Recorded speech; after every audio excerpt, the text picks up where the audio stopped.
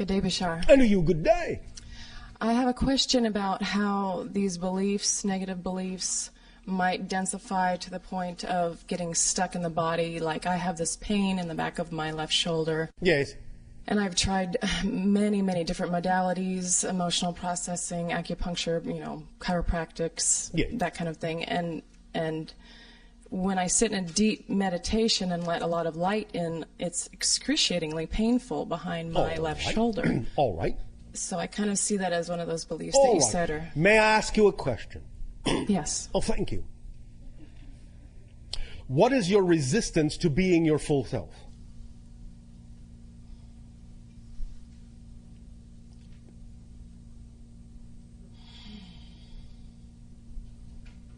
All right, I'll ask it another way. Because this often is an easier way for the human mind to wrap its mind around the idea of discovering negative beliefs. Oh, first of all, are you acting to the fullest ability you can on your highest excitement every moment? Yes. Why was there hesitation there? I mean, I have doubts that come thank in. you. Okay. So the answer is no. No. Thank you. So the question is, what is the worst possible thing you fear might happen if you did?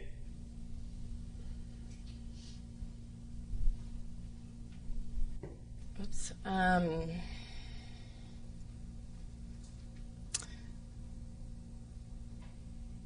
I have gotten to the point of being near destitute with money. And Near destitute? Yeah, near homelessness. So are you saying that by acting on your excitement, it created the idea and the experience of being destitute? Is that what you are saying?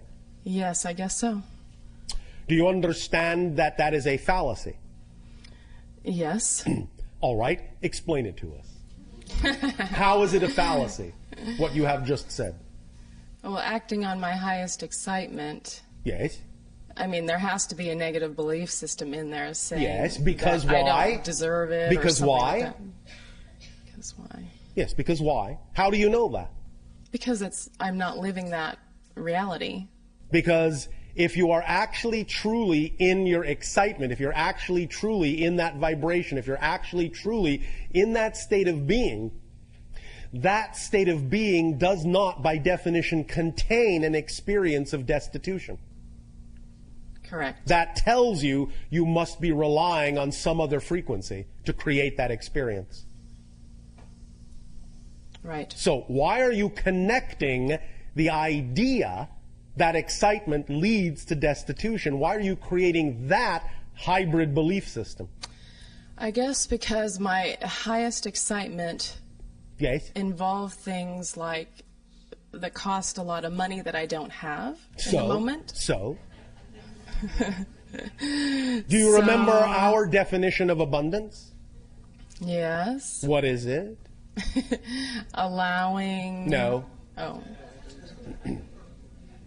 Do you wish us to repeat our definition of abundance? Yes, please.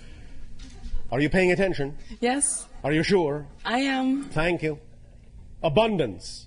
The ability to do what you need to do when you need to do it. Period.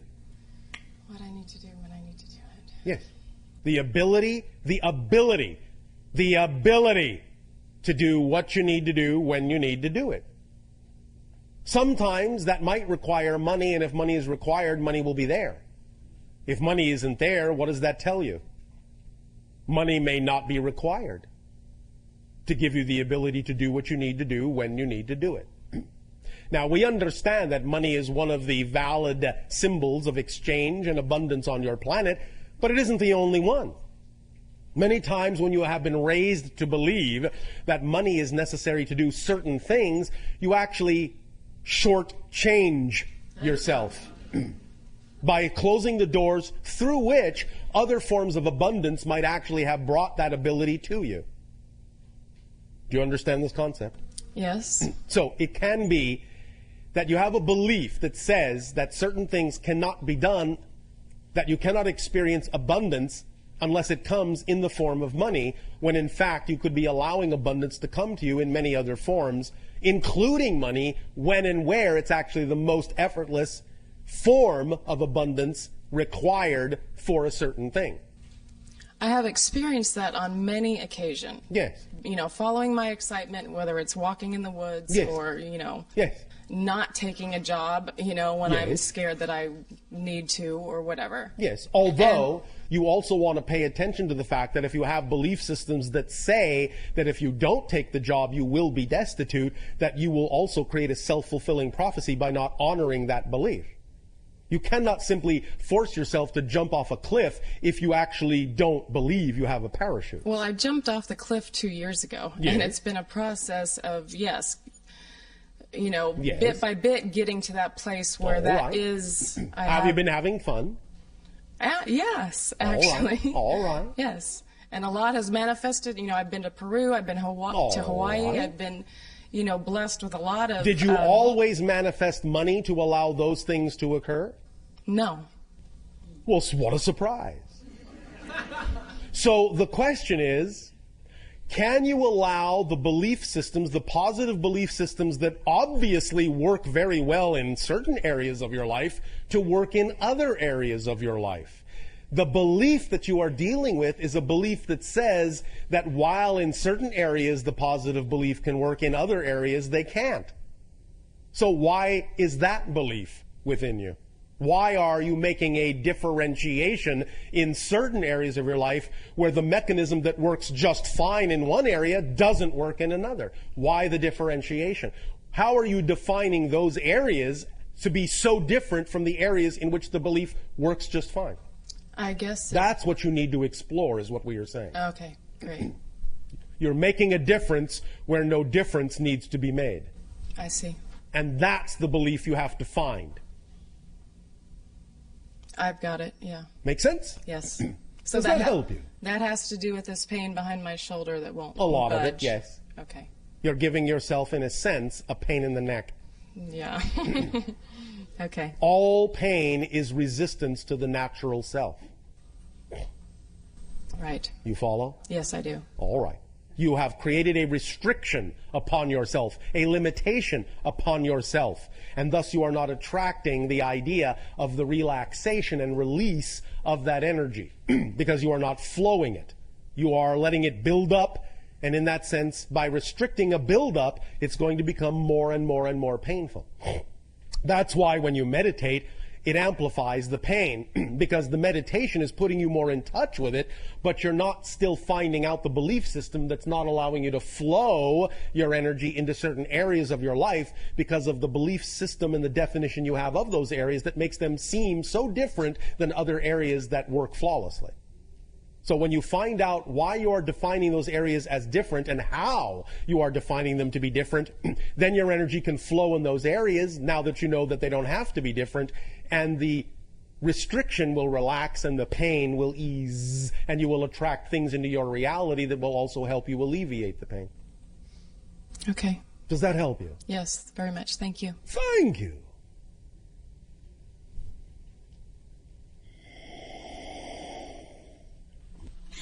Bashar! Hello! So, you know already that I'm Yes. excited to be here. So, a couple of general, sort of larger questions about the collective unconscious core beliefs. Yes.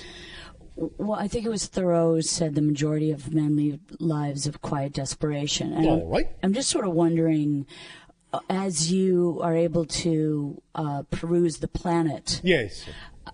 what's the percentage right now of being locked into these negative beliefs that is bringing the planet into a more negative state? And It's how not that going into a more negative state. It is actually heading toward a more positive one by getting all the negativity out in the open and examining and dealing and integrating it. So this is a time of fleshing out of the negative. And As we have said, yes. your 2012 demarcation threshold is the time when the collective consciousness after that point will actually have slightly tipped the scales so that the collective energy of your planet will actually be slightly more positive after that date and can then snowball and expand and amplify from there. Now, this does not mean that the majority of people are experiencing positive energy. It simply means that the collective energy will be more positive. But the idea of that positive energy tipping the scales will actually come from a relatively small percentage of the population. The idea is that positive energy is integrative and expansive. So it doesn't take as many people staying in a positive state to actually tip the scales, even though there may be more people functioning in a negative state. Because people functioning in a negative state are not cohesive and don't add their energy. It's not, in that sense, cumulative. It's only individualized. So the idea is that there will be just enough positively oriented people on the planet after 2012 so that the collective energy will be generally positive, which will give the remaining negatively oriented people more opportunity to choose positive energy, but it doesn't necessarily mean that they have to. But what's going on is what you said. Many of the negative belief systems are being brought out into the open in a kind of flushing out system so that people can decide for themselves which way they would prefer to go, what kind of a world they would prefer to have. Sure. So obviously, microcosmically, that's what's happening as well. This is our period of cleansing internally. Yes. Yes. Okay. Thank you so much. Or at least your period of opportunity to cleanse. Whether you actually take the action to cleanse is still left up to each individual. Right. So may I ask another? That was a question. Whoops. Okay, so I just went through a Millionaire Mind Intensive from 9 in the morning to 11 at night for the last 2 days and decided I'm here for the third day. Oh, all right. I'm wondering, yeah, that was quite an experience. Yes. I'm wondering, is there a collective unconscious belief about money that is in the act of change? Well, obviously there is. Yes, obviously there is. Otherwise, the banks wouldn't be folding. But yes. How can we align ourselves with a more positive core belief about money to assist all of us towards more abundance right now in this place where we are collectively? Eventually, the idea of your system of exchange will actually be based on the idea of what people themselves bring to the party, as opposed to an arbitrary medium. Right. So it's a more individual application of our gifts and talents is what we should focus on. Is that correct? The thing to focus on always is to follow your joy, and if your joy brings you to the creation of a new system that can be put in place when the old one crumbles or before the old one crumbles, you will slowly replace the systems that way. Right. So you will not change the systems that are there. You will invent new systems that are part and parcel of your highest joy so that they will be in place when the old ones no longer work. But what we are simply saying is that as we scan your collective energy, we can tell that eventually, not tomorrow, not the day after tomorrow, maybe not even for several years, but eventually, maybe within your lifetimes, you will start to see the beginnings of a new exchange system that will actually be based on the people themselves and what they have to give, and an exchange in that context as opposed to arbitrary modalities of exchange that are only symbolic. That is, to me, like, so exciting. I just want to dance right now. Go ahead. Woohoo! Thank you. You know I'm just containing myself. And the Why? I know, but because I get disciplined by others around me as I express joy for everything you're telling me. Anyone going to discipline her? I'm just always so, I can't believe how people sit down and take this information when, it's really just an amazing process that is about our liberation. And at the same time, obviously, it is within your belief system to believe that people can take the information sitting down, since obviously you are creating in your reality a bunch of people around you sitting down. Not my choice, but... not your personal choice. Right. But obviously you are willing to allow other people to interpret this information in their own way. Sure, of course. Thank you. Of course. So the one last question, if I may... May she? Yes. Did you need permission?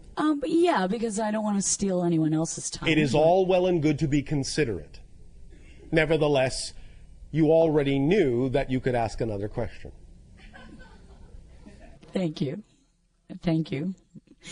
Okay, now I'm getting emotional. Oh, all right.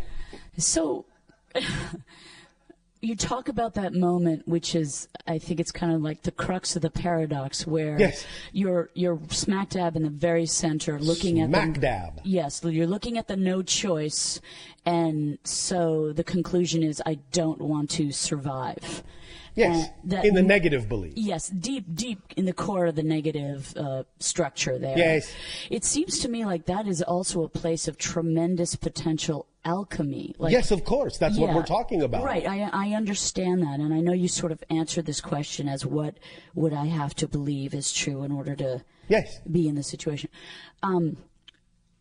But I kind of want you to expand on that moment, that quintessential moment where you're up against the wall a tiny bit more, if that's possible. All right. How to produce the alchemy, how to allow the alchemy of that second. Is that possible? It is possible. Thank you, sir. Sirs. Oh, sir. Ooh. Sirs. Oh, all right. Ma'am. Madams. Yes. Again, this can be done in many ways. It depends upon the individual. It depends upon the belief system structure as to what methodology might work best for that individual. However, one way is again to recognize the power of paradox in the following way. In any event where you are feeling like you have no choice at all, it may be helpful to recognize that the only way it is possible to actually have the experience that you have no choice at all is to actually be free to choose anything. So free to choose anything that you can even choose the experience of having no choice at all. Does that make sense?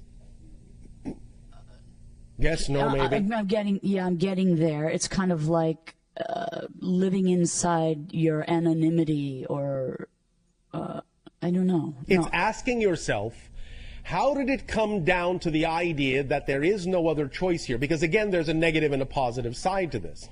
The idea of the negative side of having no other choice can lead to the idea of true self-annihilation in the form of suicide. Not really self-annihilation, but a transition, but annihilation of the physical personality.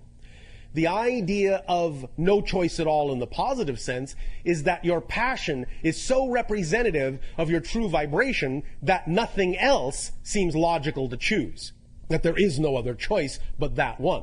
So you can look at it from both sides. Having no choice doesn't in and of itself need to be a negative thing. It can be a positive thing. So the first realization is that even the issue of having no choice can also be positive as well as negative. That can lead to the realization that if you are able, if you're capable of actually arriving at an experience where it seems like you have no choice at all in the negative sense, that the only way you could possibly be having that experience is if you had been given the choice to have that experience, which means you have other choices. Right, you have all choice, right? Yes. So that fine line is walking. It seems to me it's the same line, the line of no choice and all choice. You're as close. Let me put it another way. Let me put it in terms that might be considered somewhat scientific on your planet, using the vernacular, using the example that is referred to as entropy.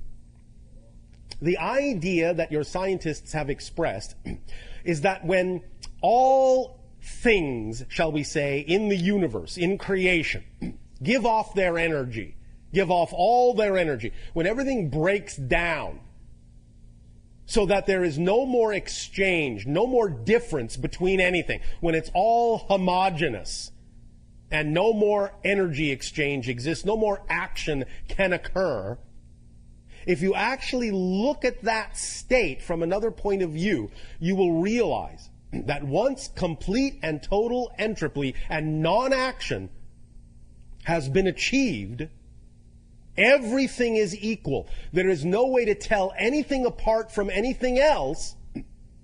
Then in that state of being, anything goes.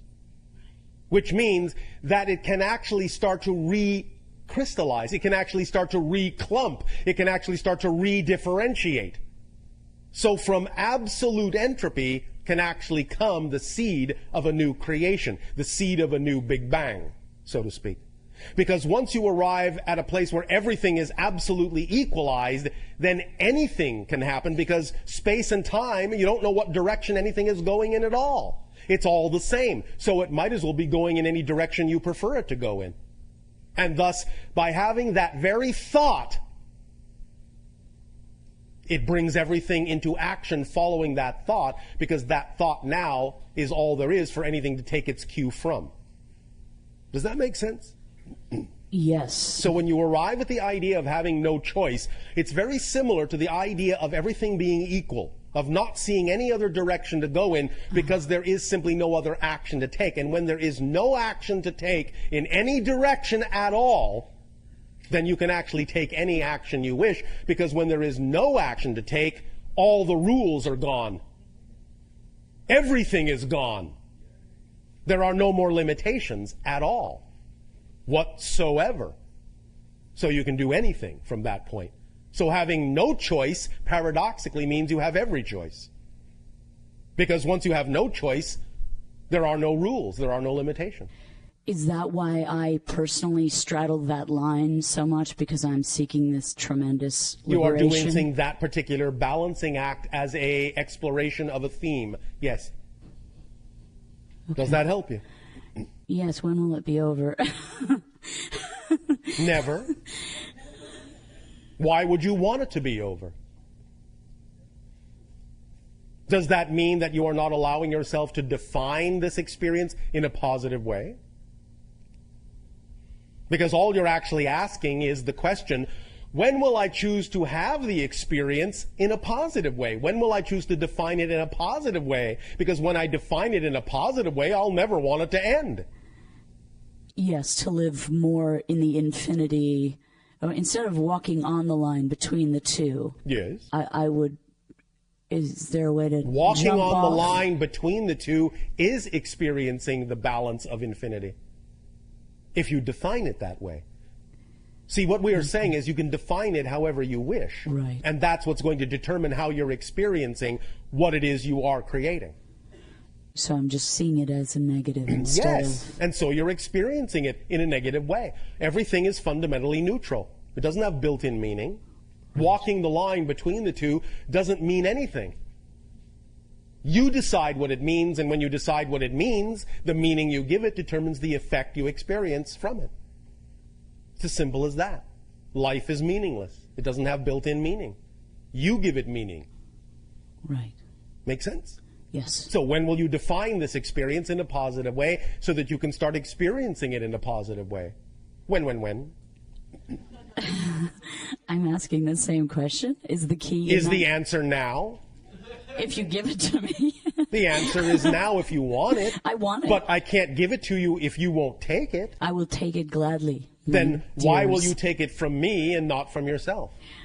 I get confused about finding my way to it. I think There is no way to find. Right. Maybe that's part of the difficulty, is that you have created a definition that says there is some kind of intricate path or search that must be done in order to find it, instead of recognizing that it's simply right here and right now. What do you think? So I'm good to go, is what you're saying. You are good to go if you believe you're good to go. Right. But don't take my word for it. Take your word for it. Again, I remind you all of a little secret.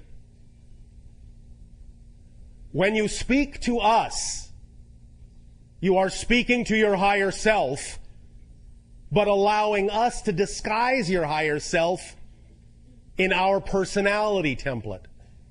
But you're speaking to your higher self. So when we say, yes, you have it, go, you're telling yourself that. You understand? Yes. Now, are you willing to trust yourself? Big hesitation. Here, wait, let me... She doesn't have to say yes. She can say no. That's the sound of my fingertips on the notepad, just trying to figure out whether I can trust myself. All right. Why wouldn't you trust your higher self? Has your higher self ever led you to a place that you couldn't trust, that you didn't enjoy? No, my higher self is really fantastic. Then who is leading you to places you don't enjoy? That other one. Yes, that physical persona that is full of negative beliefs. Yes. And so if your physical persona full of negative beliefs is leading you to places you don't enjoy, why do you keep following it? I don't know. Yes, you do. I do? Yes.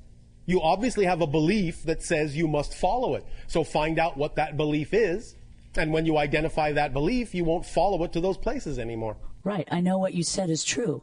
Well, then. But I don't know what it is. But you will when you discover, when you explore, when you investigate what you would have to believe is true in order to be motivated to follow your negative beliefs to a place of discomfort. Right. You still have to do that exploration and find out what that belief is that you've attached to your motivational mechanism that motivates you to follow your negative self. I was under the belief that that's all I'm doing is that work, but I'm not. You can learn what you need to learn in any way you wish to. The idea of, shall we say, believing in karma is the realization that karma is self-imposed. Thus, then, once you understand karma is self-imposed, you have no karma anymore. So if you realize that you are simply imposing this methodology on yourself and realize that there are other ways in which you could learn the same lessons, by all means, choose other ways.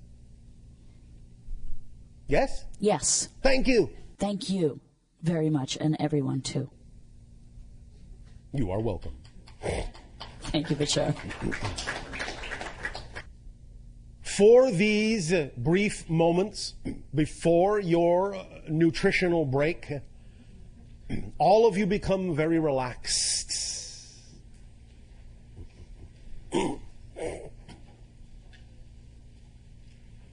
Close your eyes and take a deep breath in. Imagine a giant ball of light, a star, the sun, just above you. Feel yourself melting under its heat. Melting, softening, plasticizing. All of your components blending together, flowing, undifferentiating, melting into a crucible of bubbling liquid. You are a golden bubbling liquid in this golden chalice. Pure, undifferentiated, honey-colored, bubbling liquid. Feel the warmth. Feel the ease. No difference between this and that. All one.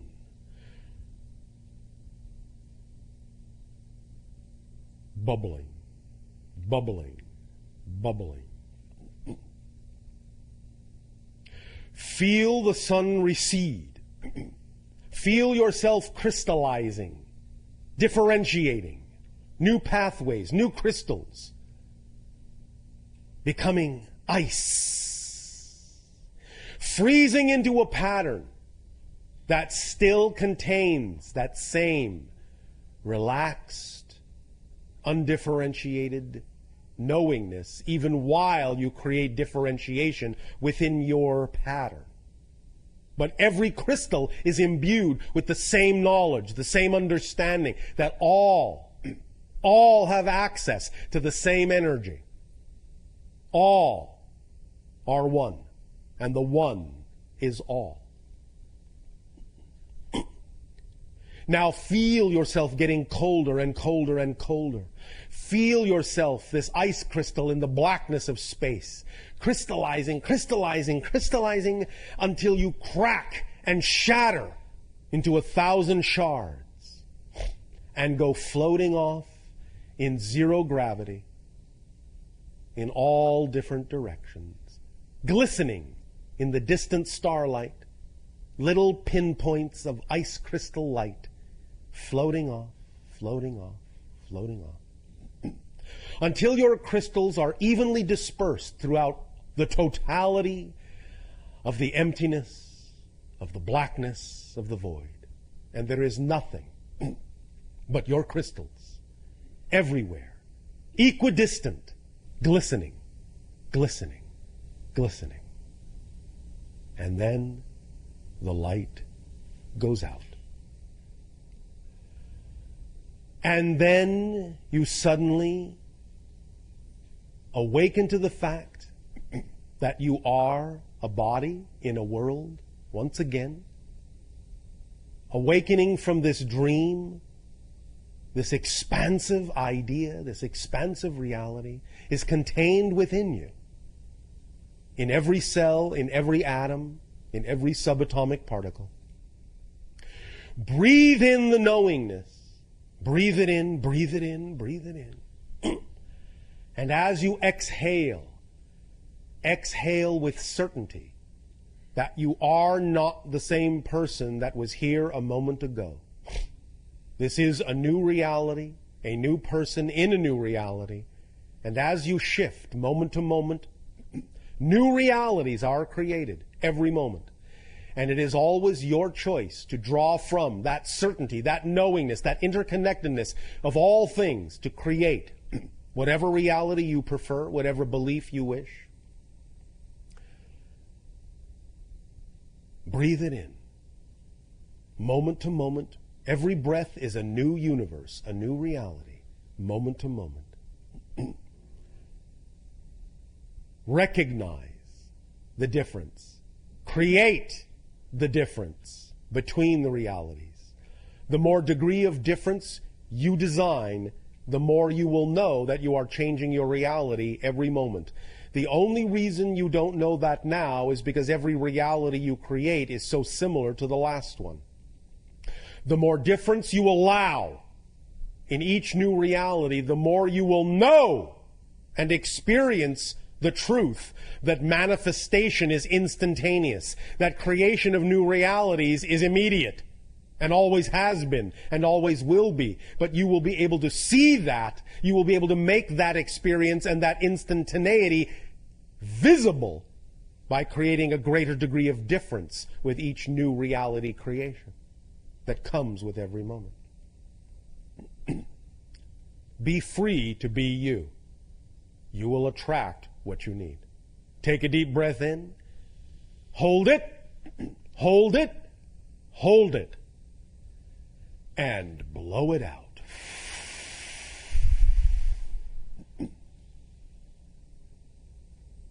Take a deep breath in. Hold it. Hold it. Hold it. And blow it out. And one more time. Take a deep breath in and hold it, hold it, hold it, hold it.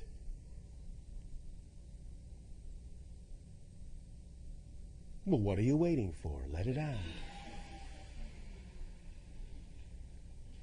You need no one's permission to breathe. Open your eyes. Feel the tingling sensation of new energy rewiring your brain. Feel the template begin to lock itself, begin to form itself.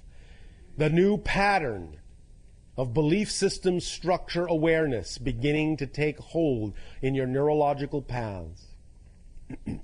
And now you will go and nourish yourself to prepare for the third part of this transmission, where we will burn that template into your neurological patterns.